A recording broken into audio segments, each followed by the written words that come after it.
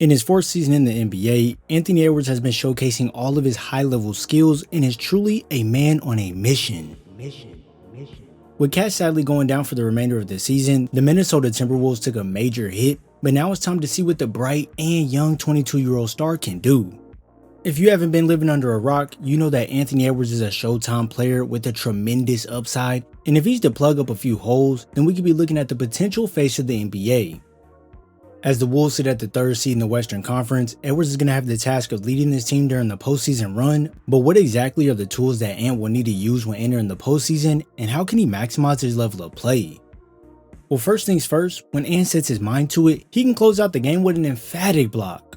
With his tough shot making, we're going to need Edwards to realize when defenders are going to get him so he can pull up to nail the deep ball. And for the most important one of them all, the confidence to wave Conley off and then go make Neesmith touch the ground to nail the shot over him is going to be the mental frame he needs to be in this postseason. The playoffs are grueling, brutal, and can amount to a long series, so with the defense scouting players heavily, you're going to have to step up your game to another level as every bucket will be earned, not given. As we've all seen from Ant, he has that dog in him, so no matter what challenge comes his way, he's ready to face it head on and deliver for the Wolves.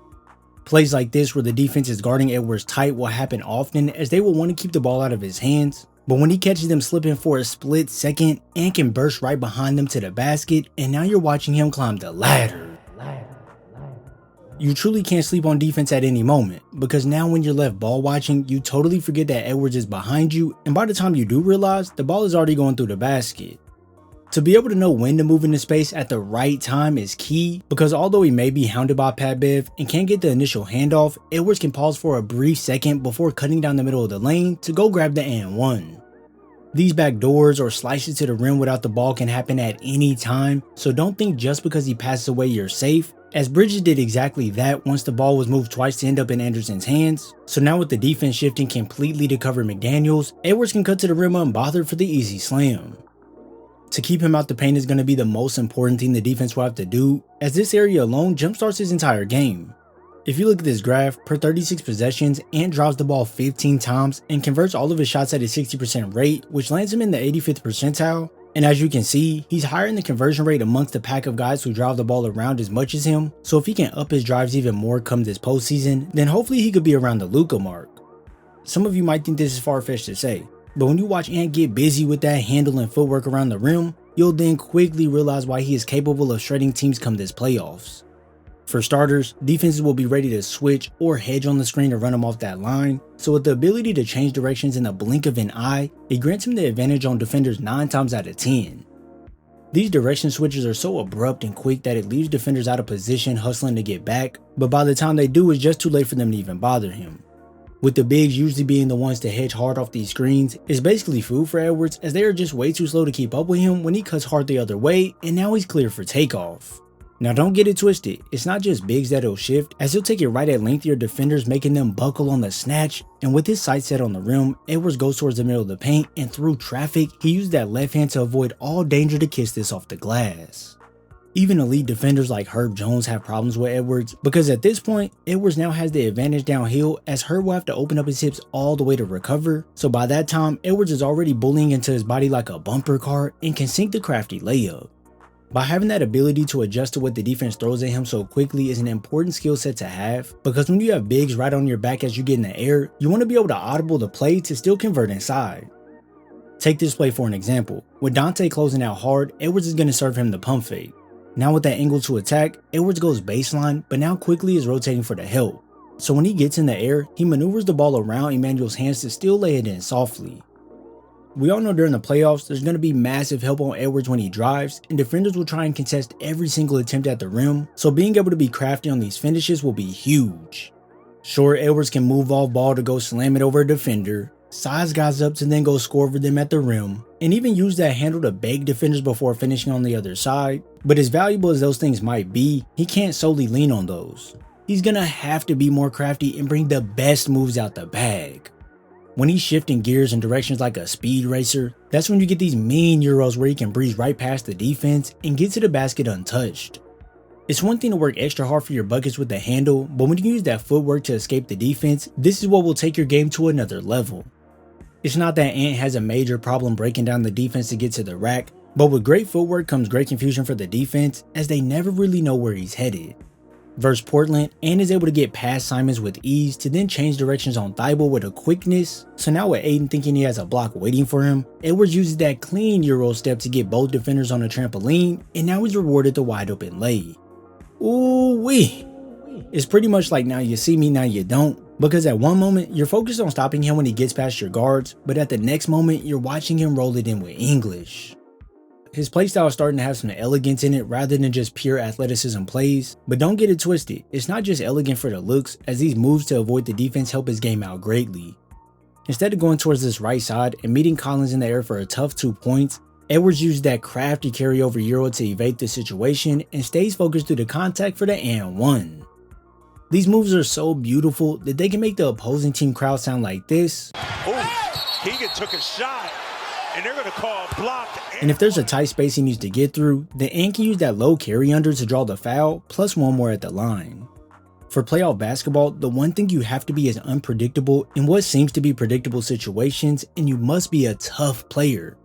When I say unpredictable, I'm referring to these plays where Ant decels on the last 2 steps to get Lopez in the air, and then instead of going up on the left side where it could get blocked, he wraps all the way around to the right side of the rim for the bucket. With one defender at the rim and one to beat, Ant knows he can get to the rim with ease, so he goes to attack, but like I said, you're gonna need that unpredictableness come playoff time. So that's where you see the decel from right outside the paint throw off the defenders completely. It's not easy to dictate what Edwards is going to do, because with many moves in his bag, such as the low drop cross which shakes Paul George up, he's bound to serve you something different out the bag each time.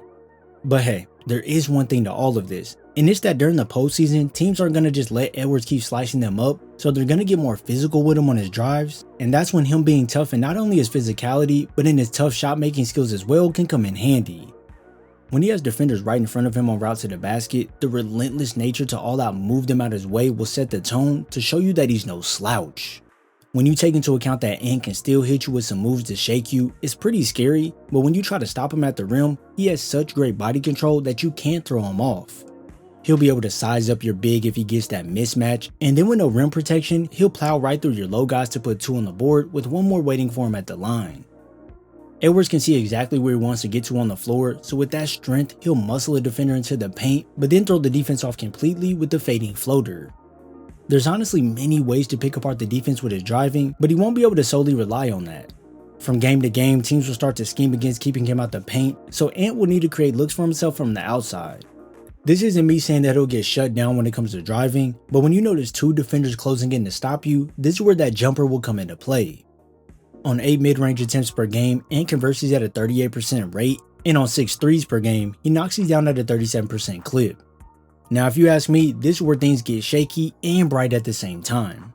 With Edwards converting a below average percent of his mid-range shots and being a slightly above average 3-point shooter, it could raise concerns with how consistent his jumper will be, but with his high degree shot making skills, it seems to balance things out for what's needed in the playoffs.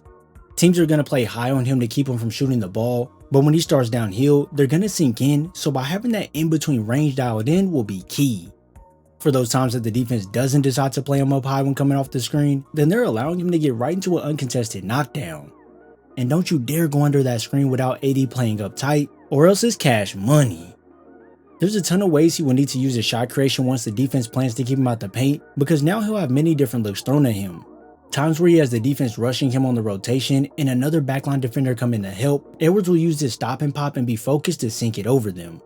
I know it may look sort of boring and not flashy, but in the playoffs, we want to use the most energy saving, effective moves to get the bucket.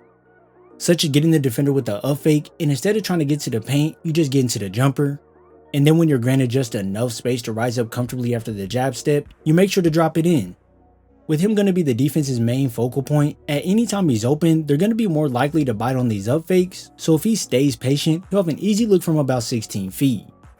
If he slows it down to put the defender in jail, it'll allow him to get to his spot with ease, so just when you think he's going to pull up, he's just baiting you, and now you're giving him a chance for another one at the line. See, that play was simple, but it still had a high level of difficulty to it.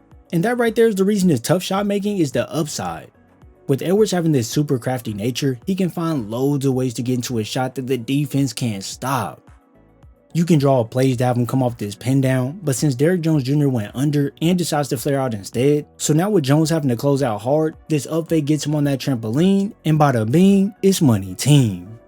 With him being such a threat to score from wherever, you have to stay honest, so these abrupt snatches to stop on a dime can all out cook defenders before he nails the J. It's not just him stopping on a dime that catches defenders off guard, but when he uses that shifty handle to create the space needed, well, his bombs away. When watching him create for himself, there's really an endless amount of ways he can cook the defenders, such as step backs, spin moves, hesitations, and pretty much anything else you can think of. When you pair his high level of ability to be a great slasher with an absurd amount of shot creation talent, the playoffs is literally a stomping ground for players like this. With Edwards having a relentless mentality when approaching the game, he's going to take what the defense gives him and go score the ball, and then also if he has to be the one doing the taking, then he'll gladly do so. When I say that, I mean that when it matters, Ant has the ability to lock in and stop his guy from scoring, and this takes his value up a notch. With Ant, he doesn't always showcase his defensive abilities, but with his bigger size and strong frame, he can make it uncomfortable for many players to get their game going and just be a menace that constantly bothers them. If you watch here, Ant is able to beat Paul George to the spot and meet him chest to chest to then poke the ball out. And then when you think you're going to feed your big on the roll, Edwards is creeping on that backside to take it away. With him focused and locked in, there's really no defensive assignment too large for him, as he can step up to the plate and bring AD's shot back down to the earth, and with his fantastic agility, Ant can take away this pass to Kessler, and then in a split second, he can release off him to intercept this pass to Sexton to go the other way. All this value Edwards can provide on the court will help the T-Wolves out tremendously. In this coming playoffs, the offensive firepower is going to be very important for Anthony Edwards. If you enjoyed this video, be sure to drop a like and subscribe before heading out. I thank you all for your support, and I'll see you in the next video.